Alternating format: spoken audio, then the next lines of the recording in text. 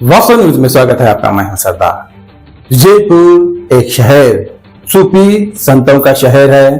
ताकि सूफियों का इतना नाम है, सूफी संतों का एक से बढ़कर एक। जयपुर शहर गुम्मट नगरी भी कहते हैं।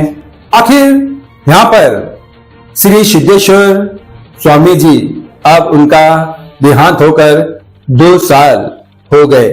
अब तो उस वक्त श्री सिद्धेश्वर स्वामी जी के मौत पर विजयपुर शहर में ना कोई सरकार ना बंद का ऐलान किया और ना ही किसी ने कह दिया। विजयपुर शहर सारा ऑटोमेटिक ही हिंदू मुसलमान हर धर्म के लोग खुद अपने आप धंधा पानी दुकानदार सब बंद करके और आते जाते लोगों को कोई पानी बांट रहा था, कोई शरबत बांट रहा था। हर धर्म के लोग सिद्धेश्वर स्वामी जी के मौत पर जब उनकी इतने लोग दुखी हो गए, ताकि सारा शहर सन्नाटा हो गया।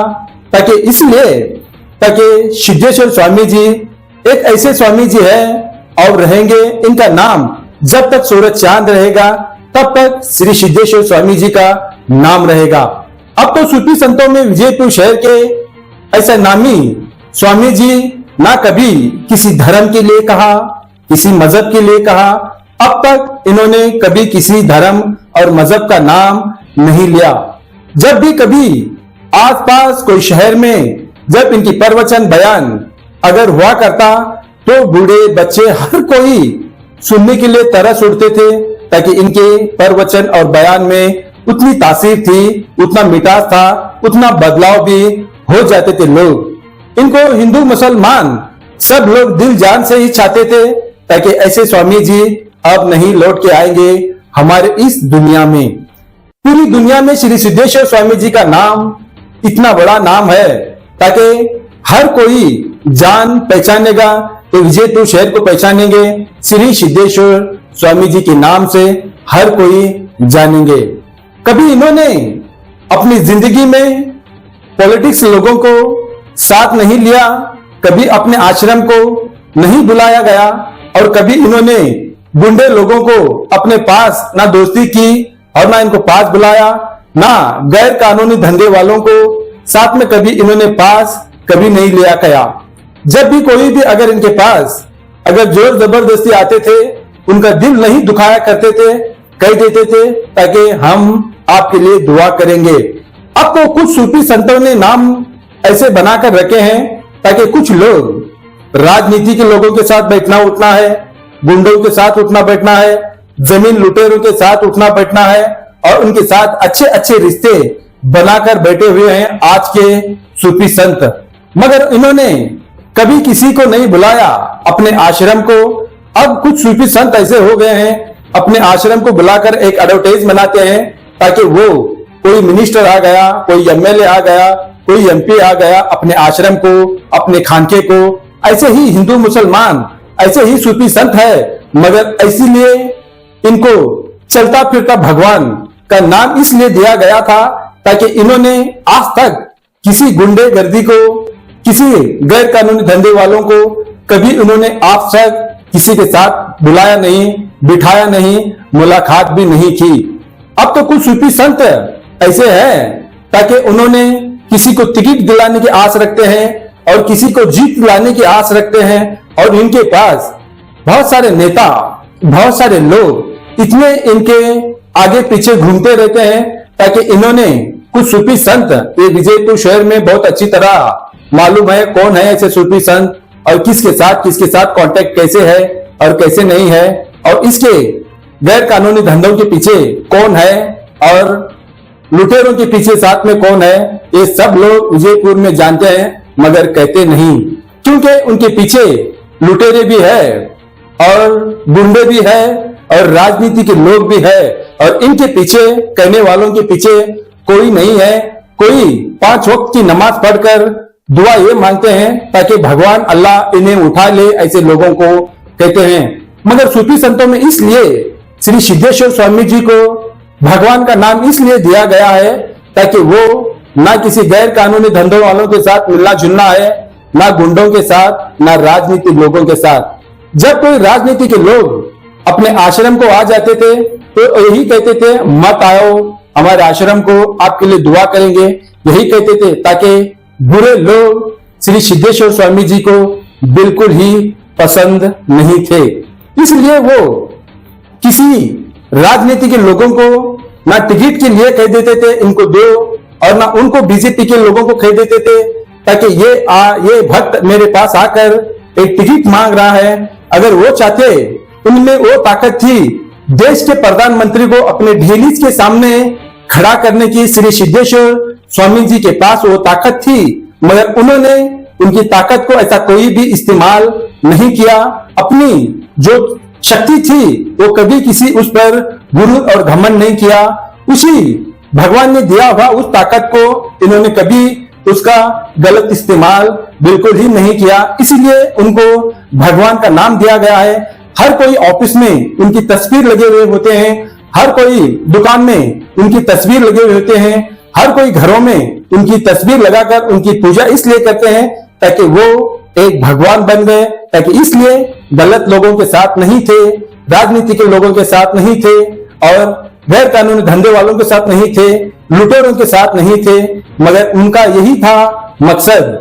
भगवान ने जो दिया है इल्म, जो शक्ति दी है, ताकत, इसलिए लोगों को पहुंचाना और उनको अच्छे रास्ते पे ले जाना। गलत क्या है, सही क्या है, अगर बुरा क्या है, अच्छा चीज क्या है, वो अपने प्रवचन में सुनाते और समझाया करते थे। उस वक्त परिंदे भी नहीं सीख पाते थे, ताकि ये भी वीडियो बहुत सारे वायरल भी हो गया था, ताकि उनके प्रवचन और उनकी भक्ति में उतनी शक्ति और उतनी ताकत थी, ताकि परिंदे भी अपने पेड़ पौधे पर वहां पर बैठकर आराम से सुना करते थे।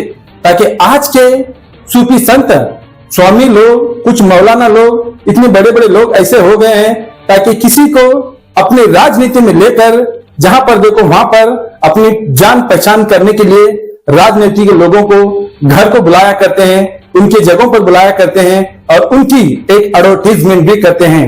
मगर सिद्धेश्वर स्वामी जी बिल्कुल ही ऐसा नहीं थे, ताकि उनमें, हमने फिर से वही कहते हैं, उनमें वो ताकत थी। हमारे देश के प्रधानमंत्री नरेंद्र मोदी हो या कोई भी हो, उनको अपने ढेलीज के सामने खड़ा करने की ताकत रखते थे, मगर कभी नहीं।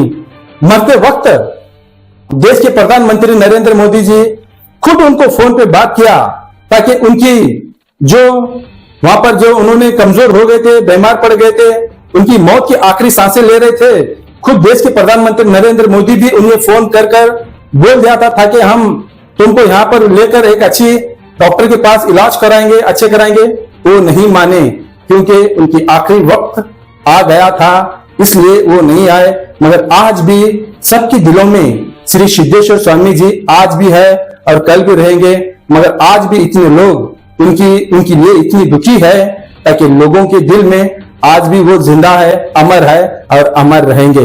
ये सबसे पहले सिद्धेश्वर स्वामी जी से सभी सूफी संत, मठाधीश हो या कोई स्वामी हो या कोई बड़े मौलाना हो, हाफिज हो, आलिम हो, बड़े बड़े इल्म वाले हो या कोई भी हो, अगर इनसे सीखना है तो जरूर मालूम होना चाहिए, ताकि राजनीति के लोगों के साथ कभी उनके साथ पोस्टर में नहीं आना चाहिए, कभी उनके साथ नहीं मिलजुलना चाहिए, कभी गैर कानूनी धंधे वालों के साथ नहीं रहना चाहिए, ताकि गैर मुसलमान हो या कोई भी हो, उनको जात धर्म में कोई भी नहीं जाना चाहिए, ताकि एक ही है, सबका भगवान एक ही है।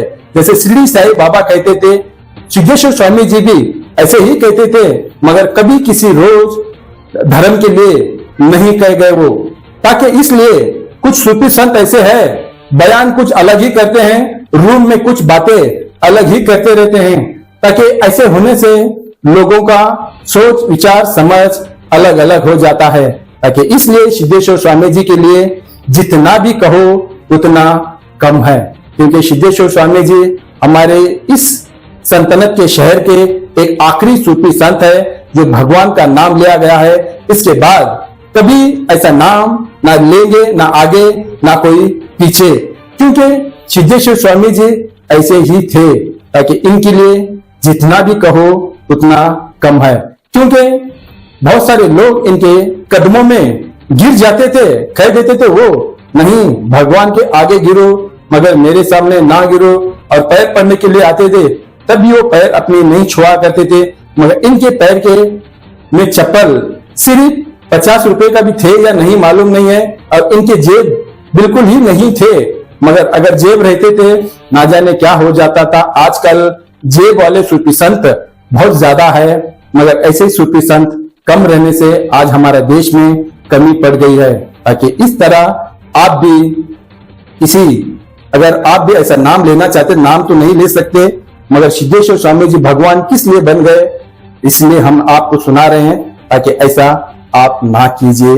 ताकि आप भी एक सूफी संत है तो आप भी एक नाम बनाना चाहते हैं, तो आप कभी पॉलिटिक्स लोगों के साथ मिलजुल कर ना रहिए, तो आपका नाम हो जाएगा। अब तो हमारे वास्तव न्यूज में आपके लिए बस आज के लिए इतना ही है। आपको नया साल हमारे वास्तव न्यूज की तौर से आपको मुबारक हो, और बहुत बहुत आपका धन्यवाद इसलिए कह रहा हूं ताकि आप हमें बहुत सारे लोग इतने मैसेज डाल चुके हैं नए साल का, मैं आपको रिप्लाई भी नहीं दे चुका, सॉरी माफ कर दीजिए। मगर आपको मैं हमारे वास्तव न्यूज के आज स्टूडियो में बैठकर ये कह रहा हूं, सारे देशवासियों को मेरी ओर से नया साल मुबारक हो।